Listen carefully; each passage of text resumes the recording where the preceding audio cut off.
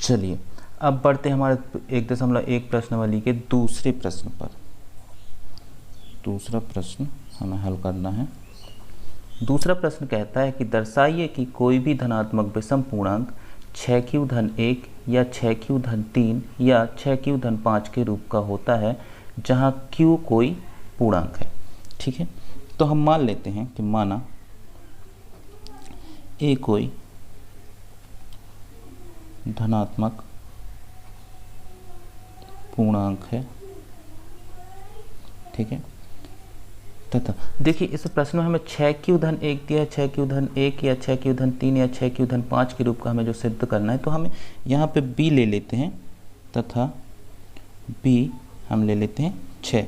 अब देखिए अगर b हमारा 6 है तब r कितना हो जाएगा, r होगा हमारा 0 1 2 3 4 5, या तो 1 0 से 5 तक, क्योंकि r की कंडीशन हमें देखिए पहले से पता है कि जो r हमारा है वो 0 से बड़ा या बराबर होगा लेकिन b से हमारा छोटा होगा।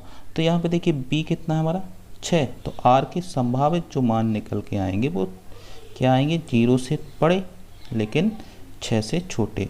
तो 0 से बड़े और 6 से छोटे हमने यहाँ पे r के संभावित जो मान थे वो लिख लिए हैं, 0 1 2 3 4 5। अब b के मान भी हमारे पास हैं और r के मान हमारे पास निकल के यहाँ से आ गए हैं, इसलिए a जो है a इस प्रकार हो सकता है। ये जो हमने पढ़ा था a बराबर bq प्लस r, तो ये हमारा b है 6 और r के मान हमें यहाँ से मिल गए हैं। तो हमारा a जो है किस किस टाइप से हो सकता है, या तो a बराबर हमें मिलेगा क्या 6q या 6q-1 या 6q-2 या 6q-3 या 6q-4 या 6q-5।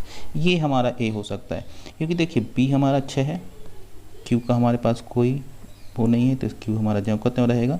और r के मान हमें यहाँ से क्रमशः रखने, पहले 0 फिर 1 फिर 2 फिर 3 फिर 4 फिर 5। तो हमारा a इस प्रकार से निकल के आ जाएगा 6q 6q-1 6q-2 6q-3 6q-4 और 6q-5 के रूप में। अब देखिए हमसे प्रश्न ने बोला क्या था कि कोई भी धनात्मक विषम पूर्णांक जो है वो 6q-1 या 6q-3 या 6q-5 के रूप का होगा। लेकिन अगर हम देखें चूँकि 6q-2 और 6q-4 ये कैसे हैं, ये कैसे हैं, समपूर्णांक हैं। अब आप बोलेंगे कि कैसे पता चला कि समपूर्णांक है, तो देखिए 6 हमें इसमें अगर यहाँ पर रफ में करके देखते हैं कि मान लीजिए a बराबर हमारा क्या था 6q।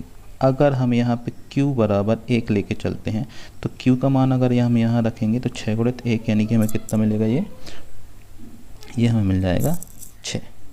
अगर a बराबर 6q-1 लेके चलते हैं तो 6q यानी कि 6 गुणित 1 और धन में 1, तो हमारा कितना मिलेगा 7। अगर a बराबर 6q-2 लेके चलते हैं तो हमें कितना मिलेगा 6 धन 2 यानी कि 8। और a बराबर 6q-3 लेके चलते हैं तो हमें कितना मिलेगा 6 धन 3 यानी कि 9। a बराबर अगर हम 6q-4 लेके चलते हैं तो हमें कितना मिलेगा 6 धन 4 यानी कि 10। और a बराबर 6q-5 लेके चलते हैं तो हमें यहाँ से कितना मिल जाएगा 6 धन 5 यानी कि 11। तो ये देखिए 11, ये 9 और ये तो हमारी कैसी विषम संख्या है, लेकिन 6q यानी कि 6 आएगा यहाँ पे। अगर हम q कितना लेके मान के चल रहे हैं कि 1 है q का मान, और यहाँ पे 6q-2 में कितना आ रहा है 8 और यहाँ पे कितना आ रहा है 10, इसलिए ये हमारे कैसे हैं 6, 8 और 10 समपूर्णांक हैं। अतः स्पष्ट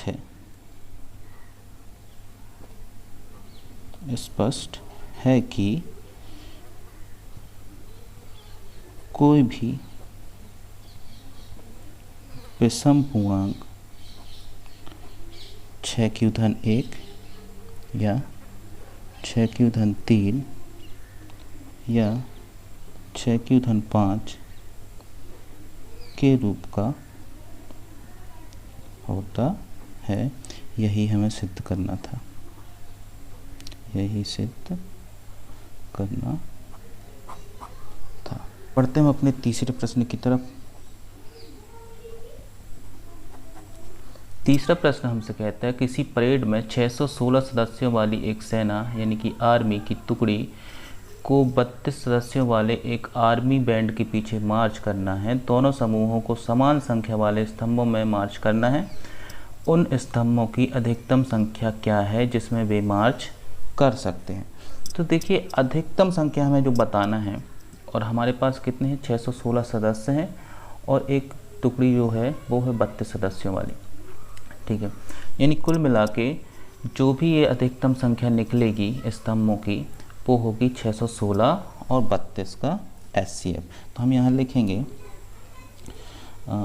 स्तंभों की अधिकतम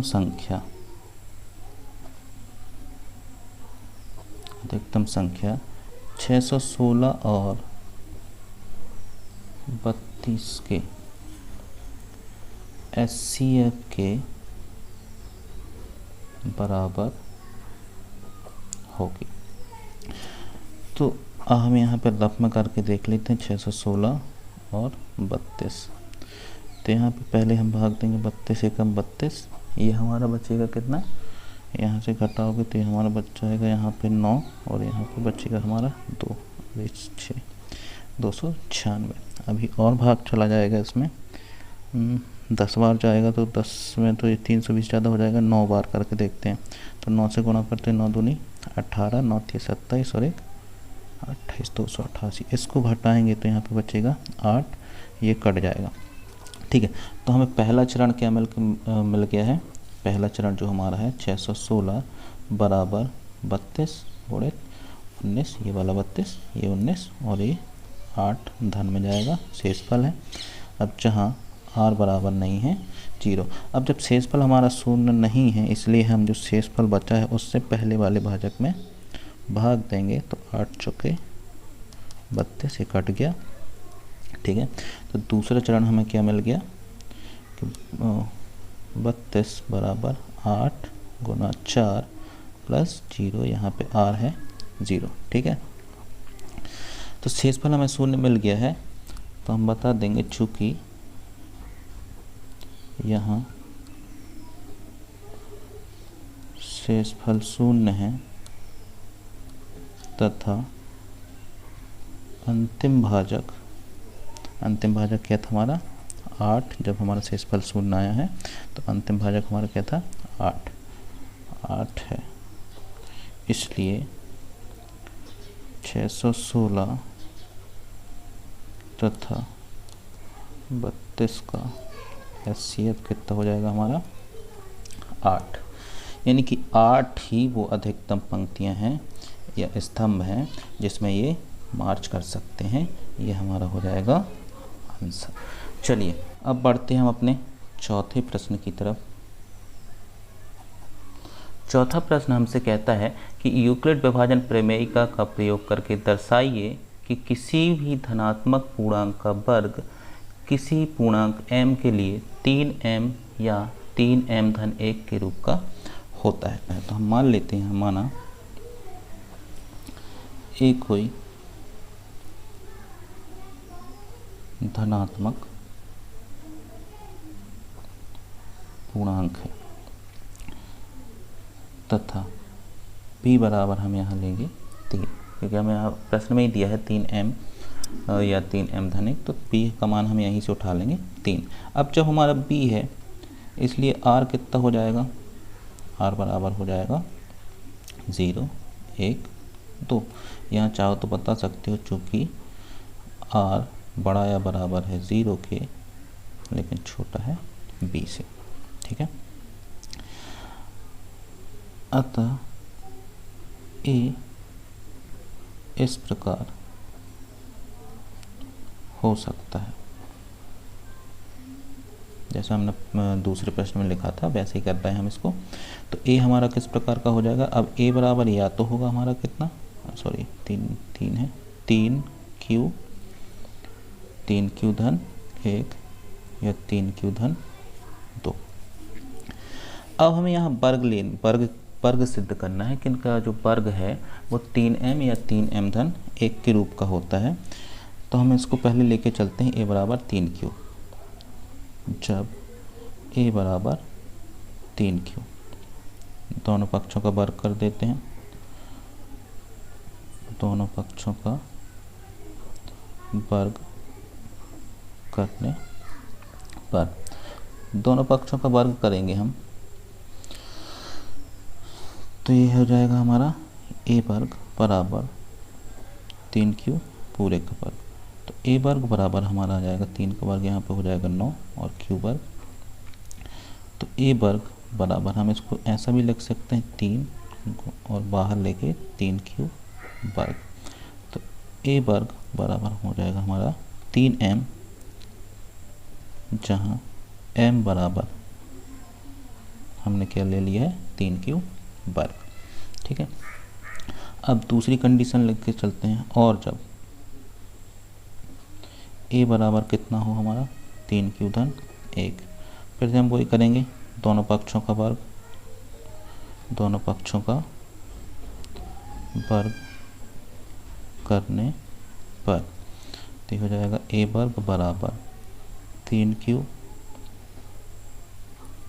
धन 1 पूरे का वर्ग। तो a वर्ग बराबर, यहाँ पे हमारा फॉर्मूला लग जाएगा a प्लस बी पूरे का वर्ग, जो कि होता है a का वर्ग प्लस b का वर्ग प्लस 2ab। ठीक है, तो a वर्ग बराबर यहाँ पे हो जाएगा ये 9q वर्ग प्लस 1 का वर्ग 1 और यहाँ पे 3 दूनी 6q। इसको थोड़ा सा हम जमा लेते हैं, 9q वर्ग प्लस 6q प्लस 1। a वर्ग बराबर, अगर हम यहाँ से 3 उभयनिष्ठ ले लेते हैं तो हमारे पास यहाँ क्या बचेगा 3q वर्ग, यहाँ पे बचेगा कितना 2q और a प्लस का 1 हम बाहर रहने देते हैं। तो अब हमारे पास यहाँ से क्या हमें मिल जाएगा, यहाँ से हमें मिल जाएगा a वर्ग बराबर 3m धन 1। अब देखिए हमने अभी इस वाले कोष्ठक को कहाँ गया, यहाँ इस वाले कोष्ठक को हमने m मान लिया था। अब हम क्या करेंगे, इस वाले पूरे कोष्ठक को हम फिर से क्या मान लेंगे m। तो हमने यहाँ पर लिख दिया 3m धन 1। अब यहाँ बता भी देंगे कि जहाँ m बराबर हमने क्या माना है 3q का वर्ग प्लस 2q। ठीक, अब लास्ट हमारी संख्या बची है 3q धन 2। तो इसको ले लेते हैं। और जब a बराबर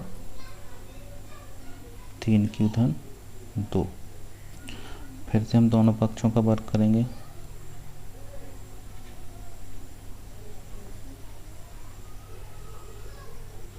करने पर तो ये क्या हो जाएगा, a का वर्ग बराबर 3q धन 2 पूरे का वर्ग। a वर्ग बराबर यहाँ से हो जाएगा 3q का वर्ग प्लस 2 का वर्ग प्लस 2 3q और यहाँ पे आ जाएगा 2। तो a वर्ग बराबर ये हो जाएगा हमारा 9q का वर्ग प्लस 2 का वर्ग 4, यहाँ पे हो जाएगा 3 दूनी 6 दूनी 12q। घातों को व्यवस्थित कर लेते हैं, ये हमारा हो जाएगा 9q का वर्ग प्लस 12q धन 4। a वर्ग बराबर, अब देखिए हमें यहाँ सिद्ध करना है क्या, इसके जैसा बनाना है हमें, कहाँ गया ये 3m धन 1 के रूप का।